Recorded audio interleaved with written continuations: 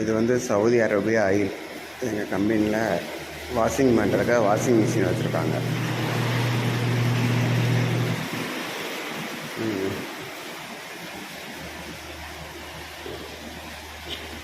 இப்போதைக்கு 3 washing machine வச்சுருக்காங்க. இது புதிய கம்பெனியில் வச்சுருக்காங்க. இன்னும் பழைய கம்பெனிலேருந்து வாஷிங் மிஷின்லாம் வரணும். அப்போ எல்லாம் அதே மாதிரி பிளாங்கெட்டெல்லாம் ஊற வைக்கிறதுக்கு பக்கெட்டு வச்சுருக்காங்க. பிளாங்கெட்லாம் வாஷ் பண்ணுறதுக்கு பக்கெட்டு வச்சு அதில் தண்ணி பிடிச்சி வாஷ் பண்ணுறதுக்கு வச்சுருக்காங்க. இது வந்து வாஷிங் ரூம்.